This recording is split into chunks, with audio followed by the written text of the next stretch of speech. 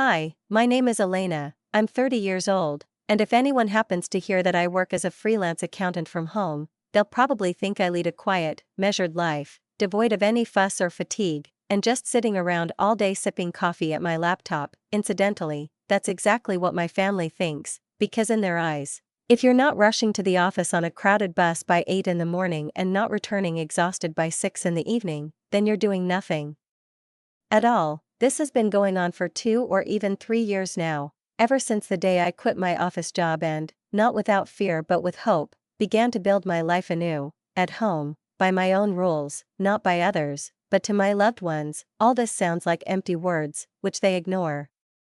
I have 2 older sisters, Sarah and Rita. Sarah is 7 years older than me, 37, with 2 loud, sweet, and restless children, aged 9 and 10. She lives in the suburbs in a house with a garden and a white picket fence, just like in the Happy Life brochures. Rita is 33, and she also has a child, a 7-year-old boy, and a husband, a house, a family, as if everything had fallen into place according to the script their mother had once imposed on them and me.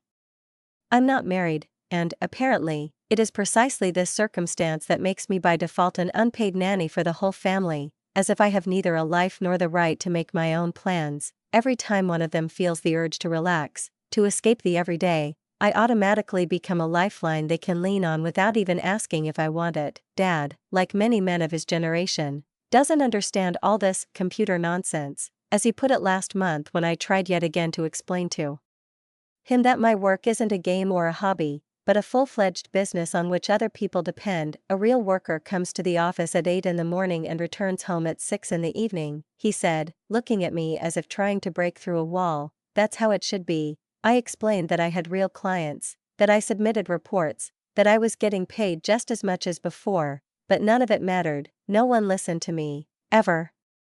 Being the youngest in the family isn't a sweet story of care and love, it's an endless trail of other people's decisions, in which you're the last in line. Everything I inherited was always already worn, used, and set aside as unnecessary. Their clothes, long out of fashion, their old phones, first those rattling push-button phones, then those ancient smartphones that couldn't even handle instant messaging. When I turned 16, I got my first job at a small corner store, not because I wanted to grow up prematurely, but because I desperately dreamed of buying myself something new, not second-hand or given to someone out of kindness. Sarah was already married by then, and Rita was in college, and I thought that now, finally, I could break free, become independent. I was wrong. You have to give us half your salary, Mom said calmly, as if it were the most natural rule of life. Sarah needs help with her wedding expenses, and I, 16, with shaking hands, gave half my minimum wage toward the wedding of my sister, who was older than me and quite capable of managing on her own. But in our family, we don't argue, we shut up and do as we're told. That's just the way it is, that's the right thing to do. Not much has changed since then. Now I'm 30, but to everyone, I'm still the same 16-year-old girl with no plans, no interests, and no life of her own. Every weekend, there's some excuse to dump the kids on me. Rita wants to go out with her husband, Sarah dreams of a break, and then the kids need to stay somewhere. With Aunt Elena, it's just for the weekend, Rita always says with a sweet smile. They love spending time with you so much, and I smile back, because what else can I do? Yes, they truly love me, but they're kids, they make noise from morning until night, demand constant attention, want to eat every 2 hours, start loud games just when I should be working, and their little hands reach for everything I try to keep tidy. My apartment is tiny. 1 bedroom and a small office where I usually work, but when the kids stay overnight, I have to blow up an old, squeaky mattress and sleep in the office because they take up the entire bedroom. I love my nephews, I really do, but I'm not their mother. I didn't choose my children, I didn't plan it, and yet I still find myself in the role of the adult who gets dumped on someone else's responsibilities. The worst part is, my parents seem oblivious to this injustice. My mom keeps repeating, "Your sisters work so hard, Elena, you should be grateful they trust you with their children." But the truth is, they simply have no choice. A free nanny is a free nanny. And so Christmas approached, and for the first time in years, I had other plans, real ones. My friends, Wanda, Daphne, and Leon, had booked a week in the mountains that fall, at a cozy ski resort we'd been dreaming about for months. I cherished this dream as a salvation, a real vacation where I couldn't watch the clock, couldn't worry about other people's schedules, could ski, laugh with people my age, and finally breathe deeply without feeling obligated to everyone. I started working overtime. Closing my laptop in the evenings with bright eyes and tense hands, trying to meet the deadlines I'd set for myself so I could retire with a light heart, free from anxiety, free from obligations. Every day, I woke up earlier than usual, turned on the coffee machine, and while the city was just waking up, I was already sorting through bills, entering figures, checking reports, creating balances, and doing everything I could to keep clients from remembering me on the days when I finally allowed myself to be unavailable. I even felt a little strange. I'd always worked for others, and now, for the first time, I was truly working for myself, for my happiness, my tiny but so important slice of freedom. I bought a new ski suit, bright blue, with a thick fabric that rustled pleasantly when I brushed it against my skin, as well as a proper backpack, warm winter gear, goggles, gloves, and a hat, because I'd never owned anything like that before, never having allowed myself such a trip. It felt almost surreal and thrilling to buy something for myself, not for my sisters, not for my nephews, not for the house, not for the holidays, but for myself and my own pleasure. I even laughed in the store when I caught my reflection in the mirror, a grown woman in a new suit, looking as if she'd just shed an invisible burden. But somewhere deep inside, there was a niggling worry. I knew that if I told my family about this, they wouldn't understand. For them, a vacation was something reserved for someone tired from the office. And yet, as they said, I was already sitting at home. Why would you need to go anywhere? I'd heard their voices before, but this time, I promised myself, everything would be different. This time, I wouldn't back down, I wouldn't fall silent, I wouldn't give up on my plans like I had before. This time, I was going to stand up straight, lift my head, and say that I have my own life, and it doesn't revolve around them. December arrived, the 24th, like every year, on Christmas Eve. We were planning to have dinner at my parents' house. I loaded the neatly wrapped gifts into the trunk of the car, for the kids, for my sisters, for my parents, for everyone, and drove there, carrying a mixture of hope and anxiety. When I opened the door, the house was quiet, only Mom and Dad were there. Where is everyone? I asked, setting my bags down in the hallway. Mom, hanging golden baubles on the tree, smiled. Oh, you know your sisters, they'll be here soon, and soon, as I knew perfectly well, always meant in 3 hours for them. Sarah arrived first, with her husband, Tom, and their 2 children, who were already arguing over who would get the first mug of cocoa at the door. Then, a little later, Rita arrived with her husband, Mateo, and Tyler. As soon as the boys crossed the threshold, the house filled with shouts, laughter, the stamping of feet, and loud cries of Aunt Elena, look! And everyone's attention instantly shifted to them, as if nothing else existed. Finally, we all sat down at the table. Mom set the hot turkey on the table, Dad poured wine, someone turned on Christmas music, and the evening proceeded as usual, as it did every year.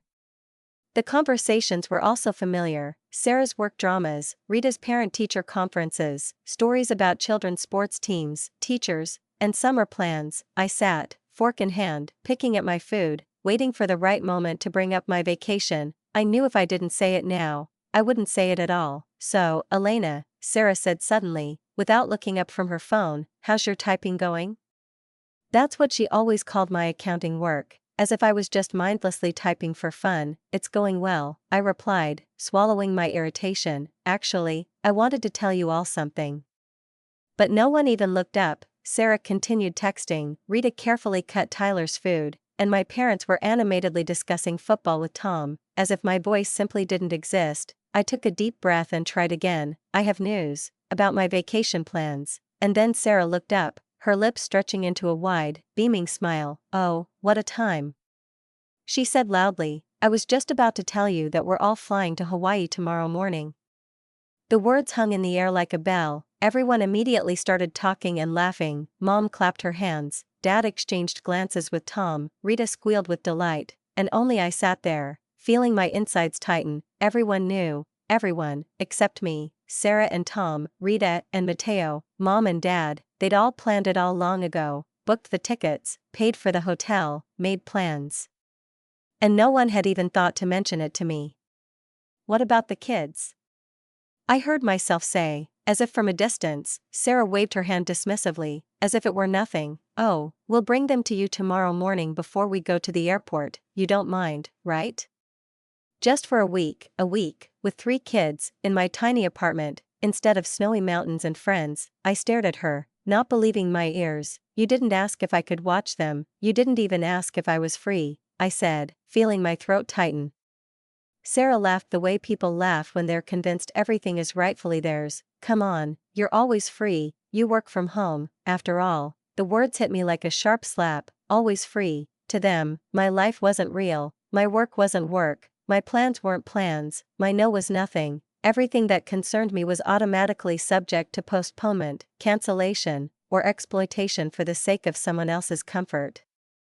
I glanced around the table and saw Mom, Dad, Rita, and Sarah nodding with that calm confidence, as if what was happening wasn't something outrageous but perfectly natural, as if it were a predetermined matter that didn't even require discussion. Rita was already animatedly discussing what to pack, arguing with Sarah about swimsuits and sunglasses, planning excursions, and no one even glanced in my direction. This feeling of invisibility was painfully familiar, but this time something inside me trembled differently, not the usual weariness, not the quiet resentment, but a solid resistance that I felt almost physically. I put down my fork, and it clattered onto the plate. "No," I said. The short word hung in the air, like a projectile that everyone heard, but no one knew where it would land.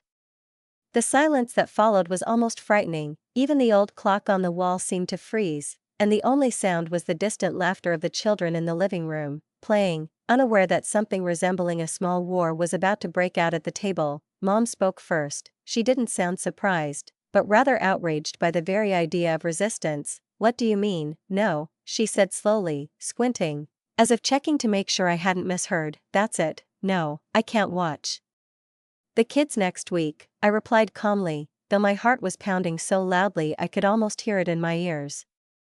Sarah's smile vanished, completely, as if I hadn't just refused the request, but committed a personal betrayal. "Elena, this is ridiculous," she said coldly. "We've already booked everything, flights, hotel, everything." "It's your problem." I clasped my hands in my lap. "You should have at least asked me," I said. Sarah was about to protest, but Rita intervened. "Elena, you don't have anything, you work from home," and that "here we go again" rolled through me like a hot wave, the very phrase that makes my blood boil. They said it lightly, dismissively, as if it weren't work, or life, or effort, just a waste of time. "I have plans," I said firmly, trying not to lose my temper. "What plans?" Dad spoke for the first time. His voice carried a hint of mockery, but even more so, the condemnation, in their eyes. I'd always been just the unmarried younger sister, sitting at home all day doing some phony computer work that deserved no respect. "I have my own plans for the holidays," I repeated slowly, "plans that don't involve a babysitter." Sarah slammed her palm down on the table so hard that the wine glasses shook and the tablecloth rippled like a stone dropped into water. "This is unbelievable," she said loudly. "Do you realize you could ruin our entire vacation? We can't just cancel everything." I felt anger rising within me, but my voice remained level. "Why?" I asked. "Why did you make all these plans without consulting me? Why did you think I was obligated to correct your mistakes?" "Because your family," Mom snapped back, her voice thick with reproach, as if my no were an act of ingratitude. I almost laughed. Family helps each other. How many times had I heard those words, and how often they concealed not reciprocity, but one-sided expectations. "It's not fair," Rita said, her voice wavering, as if she herself felt herself drowning in this conversation. "We've always been there for each other." I turned my head and looked her straight in the eyes. "When?" I asked. "When were you there for me? When I needed help moving? When I lay awake at night, stressing about launching my business? When I cried after breaking up with Jason, and you simply said you were busy? Where were you then?" Dad slammed the table with his words, not his hand. "No, you're just being selfish," he said heavily. "Your sisters work hard, they deserve a vacation." I smiled bitterly, because his words were like an icy needle in my heart. "And me? I don't work hard? I don't deserve a vacation?" "In their world, those really aren't the same thing. They have families," he added. "They need to be taken care of." And at that moment, for the first time, I understood how deeply this belief ran within them. since I don't have a husband, I don't have children, it's as if I exist in an in-between place where my time is worthless. We're not talking about that, Mom said quietly, but I could tell from her eyes that this was exactly what they were talking about. Rita began emotionally. Elena, please, we really need this trip, the children love being with you. I laughed briefly, without joy. Of course, the children love being with me because I let them do almost anything while I work, because I'm not their mother, I don't scold them for every little thing. I'm simply trying to survive in the chaos. Do you know how many times I've had to redo projects because Tyler spilled juice on my keyboard? Or because your kids were yelling at each other so much I couldn't focus on client calls? They're just kids, Sarah said defensively. Exactly, I replied, they're your kids, not mine. A heavy silence fell over the room, save for the children's laughter from the living room, which now sounded like a mocking background music. Everyone looked at me as if I'd grown two heads, as if I'd uttered blasphemy. I can't believe you're doing this, Sarah said quietly, slowly leaning back in her chair, after everything our family has done for you. What has this family done for me? I said, slowly looking up, and for a moment the room went silent, as if someone had turned off all the sound in the world. Tell me one thing, I added, and neither of them could utter a word. Even Sarah, always at the center of family decisions, barely opened her mouth but said nothing because there was nothing to say. My mind flashed back to all those years of borrowing other people's hand-me-downs before I turned 18 because, as my mother said, there's no point in spending money on new clothes. I remembered being forced to spend half the salary from my first part-time job on Sarah's wedding, a 16-year-old girl with dreams of her own, but their significance seemed irrelevant to anyone back then. I remembered how my words about the work I was proud of sank into the void, how all my stories were met with cold nods because, in their eyes, what I did wasn't real. I remembered how, over the years, I'd grown accustomed to being convenient, to being there for them, to being their personal nanny, though no one ever said it outright, yet everyone expected it. So tell me, what exactly did this family do for me? I repeated, feeling my strength grow with each word, as if I were allowing myself to breathe for the first time in years. My mother's voice grew sharper and louder, as it had in childhood when she wanted to shout down the truth. We raised you. We fed you, clothed you. Her eyes sparkled, and her hands trembled with resentment, which, in fact, wasn't resentment but fear of losing the familiar order that's called being a parent. I added quietly, almost in a whisper, that's what you were supposed to do. Sarah jumped up from the table, looking as if I'd slapped her in the face. Okay, she said, pressing her lips together, if you feel that way, then maybe you shouldn't come to family events anymore. Maybe not, I replied, surprisingly calm, even to myself. Elena, Mom said warningly, her voice shaking, not from weakness, but from the anger she always hid behind phrases about family and duty. Don't say anything you'll regret. I'm not saying anything I'll regret, I said slowly, looking her straight in the eyes. I'm saying I'm tired of being treated like a hired servant and not like a member of the family. That's not true, Dad interjected, but his eyes stubbornly fixed on his plate, and it was that look that spoke louder than any words. Really? I asked, when was the last time someone asked me how I was doing? When was the last time someone genuinely cared about my problems or my successes? When was I invited somewhere for anything other than babysitting? The answer was the same dead silence as a minute earlier. Rita sniffled. Foolin's crying right now, she sobbed. You're ruining Christmas, you're ruining everything. I'm not ruining anything, I replied firmly. I'm just finally standing up for myself. Sarah laughed bitterly. That's ridiculous, we're not asking for much, it's just 1 week, and I already have plans for it, I said. What plans? Mom interjected, looking at me demandingly, as if she had the right to decide what was important to me and what wasn't. Tell us what's so important that you can't help your family. I looked around at everyone, the faces I'd known my whole life. Sarah was flushed, her cheeks red, Rita was sobbing silently, Mom looked like she was about to explode with rage, and Dad was shaking his head, radiating disappointment, as if I'd let them all down in some terrible way. And suddenly, I realized, these people didn't care about my plans, they didn't care about my life at all, they only cared about one thing, whether I was important enough to disrupt their comfort. It doesn't matter what my plans are, I said calmly, the point is, I have them, and you didn't even bother to ask, that's it? Sarah asked defiantly. You're going to ruin our vacation because you're having some kind of tantrum? Hysteria, that's what she called it. 30 years of silent agreement, dozens of times when I swallowed my words, helped without asking for anything in return, turned into just hysteria for her. I slowly rose from the table, feeling the tremor in my chest turn into confidence. I grabbed my purse. Elena, sit down. Dad barked, his voice carrying the same notes it had in childhood, when arguing wasn't allowed. We're not done yet. No, we're done, I replied, turning to look at everyone one last time. I already told you I won't be babysitting next week. That's final, find something else. Elena. Mom called as I was heading for the door. If you walk out that door, don't expect to see us again, okay, I said. Not even raising my voice, because I'm tired of being seen only when they need me. I walked out of my parents' house without looking back, got into the car, and when the engine started, for the first time in years, I felt as if an invisible weight I'd been carrying had been lifted. By the time I got home, my phone was buzzing with missed calls and messages, but I didn't reach for it. I just sat on the couch, still not believing I'd actually done it. For the first time in all these years, I stood up to them. My hands trembled slightly, but it wasn't weakness anymore, it was liberation.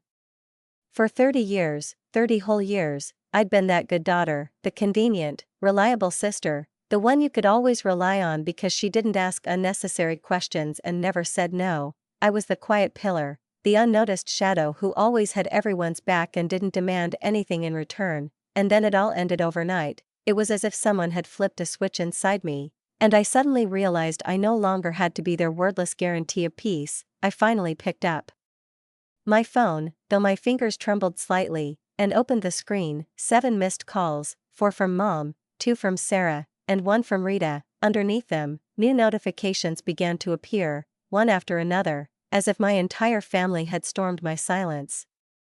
The first message was from Mom. Your behavior today was completely unacceptable. Call me back immediately. Dad's was more measured, but no less hurtful. Elena, you were selfish. That's not like you. It's made Mom's blood pressure go up. Sarah didn't disappoint. Her message was full of venom. I can't believe you did this to us. You're ungrateful and mean. Thank you for ruining our Christmas. And Rita, as always, spoke through tears.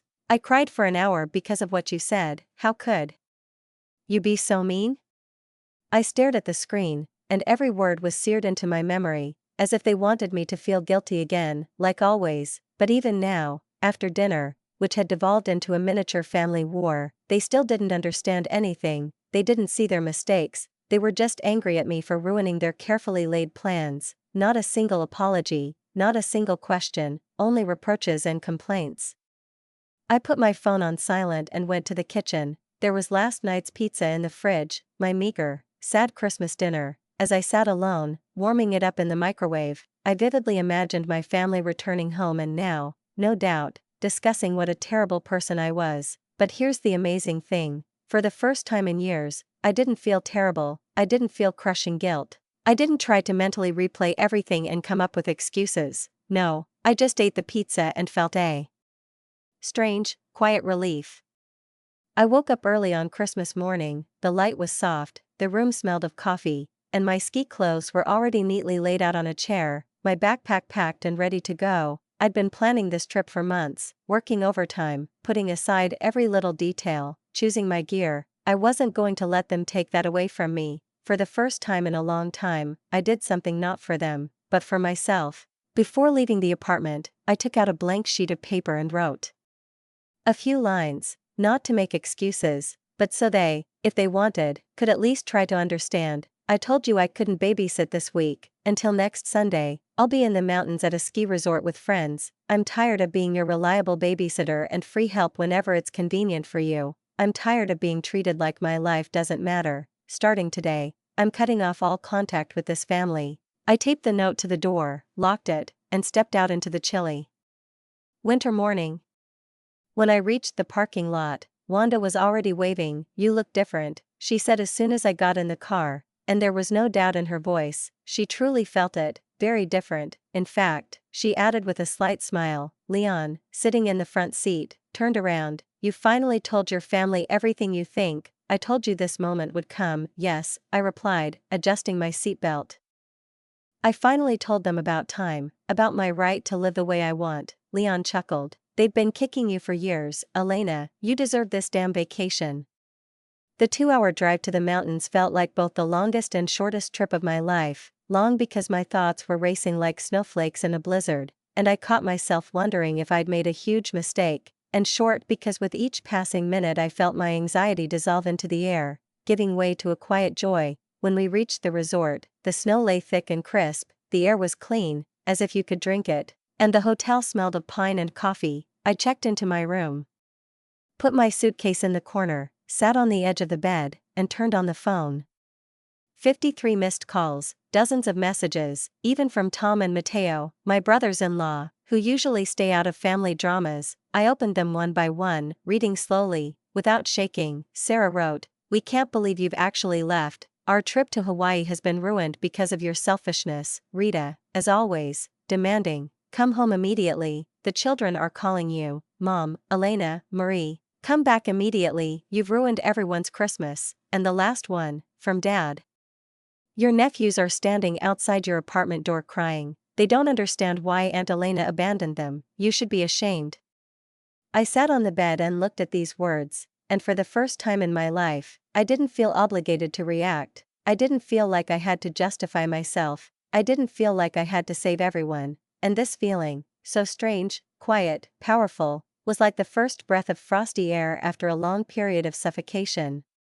For a brief, almost imperceptible moment, I was overcome by the very feeling that had kept me in check for years, preventing me from standing up for myself: guilt. The image of children crying outside my apartment door seemed deliberately to surface before my eyes with painful clarity, and my heart sank, just as it had the first time I refused my sister's small favor. But then, as if slowly opening my eyes after a long sleep, I realized one very simple but crucial thing: they still brought the children to me, even after I clearly, unequivocally, and without hesitation told them no. Even after I stormed out of the house, slamming the door, they were convinced it was just an impulse, a tantrum, a bluff, that I, as always, would swallow my words and do what was convenient for them, that I wouldn't dare change the script they'd spent years writing for me. I scrolled through the messages one after another, watching them get angry, hurt, indignant, playing the victim, and demanding that I return immediately, as if my refusal were a whim and not the decision of a grown woman. No one apologized. No one acknowledged that they might have been mistaken in assuming that my life belonged to them. It seemed no one even tried to understand why I was upset at all. It all came down to their comfort, their plans, their vacation. And that's when I hit the block button on all their numbers. It was like a quiet but powerful clap, short, liberating. For the first time in years, I had a week free from other people's demands, expectations, and reproaches, a week of complete peace and quiet. Wanda, Daphne, Leon, and I skied from dawn until late at night, as if returning to our youth, when time flowed differently, slowly and generously. We dined at fine restaurants, sat by the window for long periods, watching the snow fall outside, and chatted about everything but family drama. I didn't have to drive anyone, explain anything to anyone, or worry about anything. I was living my life. For the first time, truly, it was the best vacation I'd ever had, because it was mine alone.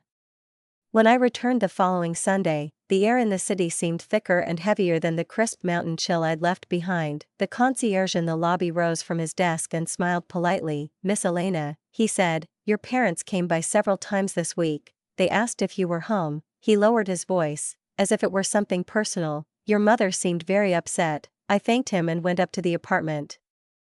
My note was no longer on the door. They'd definitely seen it. For a few seconds, I felt uneasy. Thoughts pierced my head one after another, like snowflakes in a blizzard, light but cold. What if they missed the trip to Hawaii? What if they really did stay home with the kids? What if? But then I remembered they were these children's grandparents. A week with grandchildren wasn't a catastrophe, a tragedy, or a heroic achievement. It was their family, their responsibility, not my duty. I exhaled and let the thought warm me from within.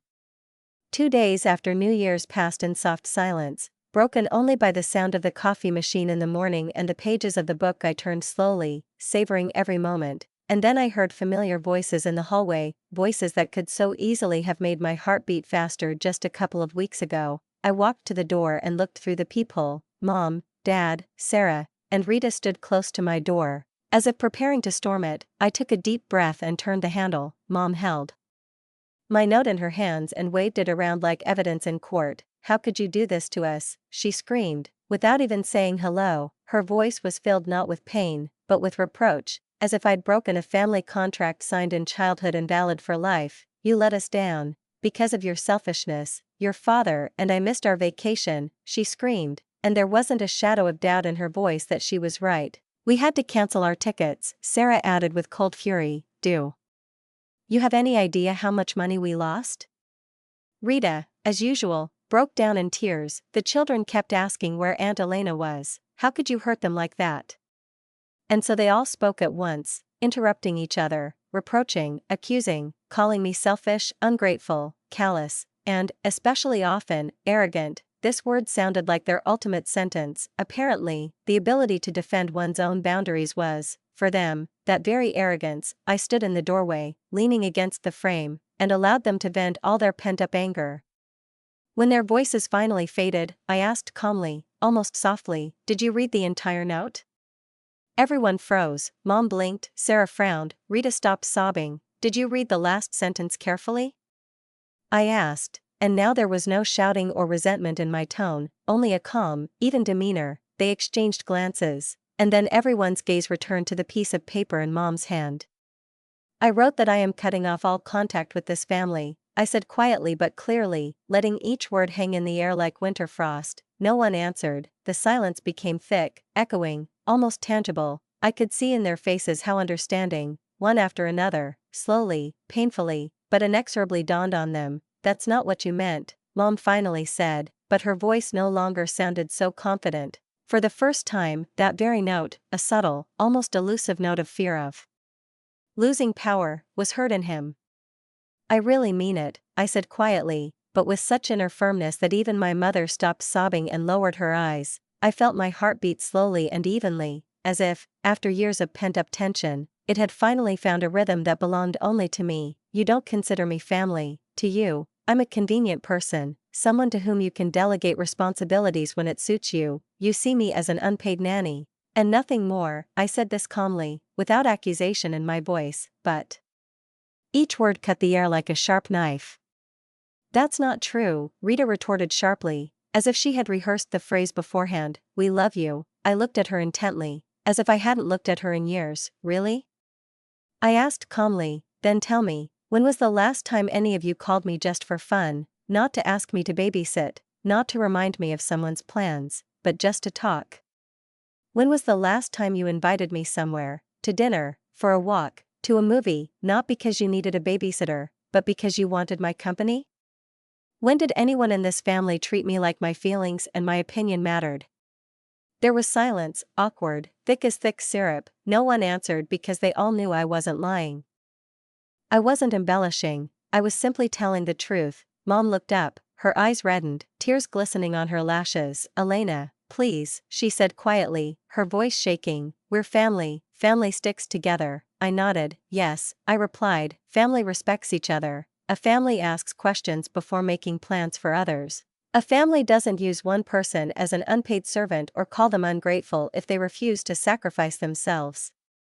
Dad, who had been standing on the sidelines this whole time, finally intervened. "Maybe we made some mistakes," he said, trying to sound reasonable, "but you're overreacting. It's ridiculous." I laughed softly, but there was no joy or irony in it, only weariness. "Overreacting?" I repeated. "I spent my entire childhood living on the last of yours, the last of your attention, respect, love, support. For the last 3 years, I've been your backup childcare option, without even asking if I wanted it, simply, by default, and now you're saying I'm exaggerating?" Sarah stepped forward, as if determined to be the voice of reason. "Okay," she said, "maybe you should have asked about this week first, but you shouldn't have just disappeared. You scared us." I looked at her calmly. "I made it very clear in the note where this was all going. I said I wouldn't let this family use me anymore. I said I was leaving this scenario." Rita started crying again. "We never used you," she said through sobs. "We thought you enjoyed spending time with the kids." "I do enjoy spending time with them," I said softly, "but not every week, not when I'm working, not when you think I have no life but you." Mom was crying for real now. not with a dramatic flourish, but like someone who's scared because their world is crumbling. "Please, Elena, we'll work this out, we can do better," she sobbed. For a second, those tears, those trembling lips, those gestures familiar from childhood almost broke my resolve, but at that very moment, I remembered all those nights when I sat alone in my apartment, feeling as if no one needed me except as a babysitter. All those times when my requests, words, emotions were ignored or ridiculed, all those moments when I was invisible in my own family. "I'm tired of being a second-class part of this family," I said evenly. "I'm tired of always having to sacrifice for everyone else. I'm tired of being remembered only when they need something from me." Dad stepped closer. "But we're your family," he said, almost desperately. "That's what families do for each other." "No, Dad," I looked him straight in the eye. "That's what I do for you. What have you ever done for me?" The silence was different now, not awkward, but heavy, inescapable, like a sentence. Even they could no longer pretend we had an equal relationship. I took a step back and, pointing toward the elevator, said clearly, "I want you all to leave immediately." "Elena, please," Mom began, but I interrupted her. "Go away, and don't come back." They stood there for another minute, confused and stunned. It was as if the world in which I had always been a comfortable backdrop to their lives had cracked, and through that crack the truth was seeping. Then they slowly turned and walked toward the elevator. My mother's sobs echoed down the hall until the doors closed between us. When their footsteps faded, I called the concierge. "Please don't let any more members of my family into the building without my permission," I said, and for the first time in years, my voice sounded like I wanted it to, not like they expected it to. In the following weeks, the phone rang more often than it had in the entire past year. Relatives with whom I'd barely kept in touch suddenly remembered me. Aunt Carol, Uncle Jim, Cousin Rachel, one after another, they tried to persuade me to make peace, saying the right things, appealing to my guilt, reminding me of blood, of tradition, of the fact that family is sacred. But I didn't listen, I didn't explain, I simply hung up silently. Then something happened that, frankly, I had foreseen, but I didn't expect it to cause me such a strange, almost silent, yet palpable pain. My family, the same ones who hadn't tried to hear me for months, started posting old photos of me on social media. Pictures from my childhood, of me laughing in the backyard, holding Rita's hand, feeding Sarah ice cream, sitting on my dad's lap. Each photo had captions that would have made anyone's heart ache. "I miss Irina so much. I will always love you, sister. Family is forever." I didn't comment, didn't call, didn't respond. I simply walked past these virtual gestures, like I was walking past a strange storefront, not feeling a part of what they represented.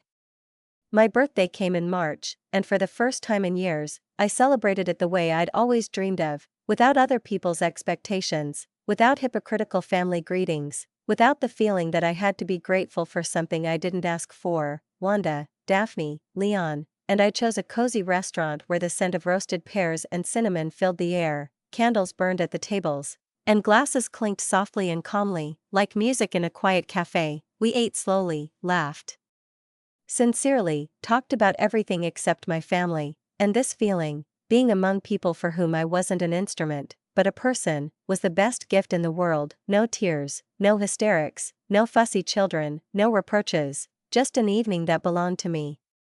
When I returned home, the concierge handed me a carefully wrapped package. Inside was an expensive handbag, a bouquet of flowers, and a card signed by every member of the family. The lines, written in neat, painstaking handwriting, read like someone else's text. "Happy birthday, we love you, forgive us." I stared at the card for a long time, feeling nothing, no warmth, no anger, just emptiness. The next morning, I called the courier service and ordered a return delivery. I sent it all to my parents. I didn't need gifts filled with guilt and the hope of a simple sorry. 4 months passed, 4 long, calm months, during which I began to truly breathe for the first time. No unexpected calls asking to watch for a couple of hours, no family dramas or outbursts of irritation, no looks that made me seem less like a person and more like a function. My time became my own. I woke up in the mornings with ease, tackling projects with enthusiasm, not with an exhausted heart. I took on more serious clients, raised my rates, and began to feel like a respected professional, not just someone you could ask for help. I even started dating again, not to fill a void, but because I felt better about myself. And then one evening, while a spring rain was pouring outside and I was drinking bergamot tea, a letter from Sarah arrived in my inbox, a long one. She wrote that since that Christmas, the whole family had repeatedly returned to our conversation at the family table, that they realized how wrong they had been to take me for granted for years. She admitted that none of them had noticed how easy and comfortable it had been to lean on me, without considering that I, too, had a life, feelings, and the right to say no. She wrote that they were sorry that the children missed me, often asked about me, remembered our evenings, laughter, and pancakes on Sundays. At the end of the letter, Sarah said, "I miss you too." I read the letter 3 times. For the first time since all this had started, someone in my family didn't blame me, didn't pressure me, didn't manipulate me, but genuinely apologized, without conditions, without buts. I simply admitted, I was right, and they were wrong. These words didn't make the pain disappear, but they were like a gentle rain on parched earth, a quiet reminder that everything could change.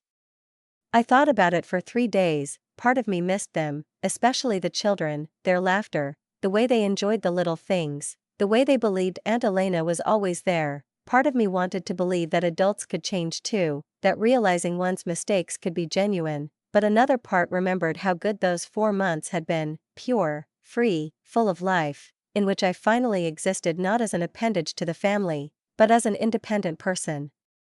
Finally, I responded with a short letter, without unnecessary emotion, but with utmost clarity. I'm not ready for reconciliation yet. I need more time to understand whether I want to bring you back into my life.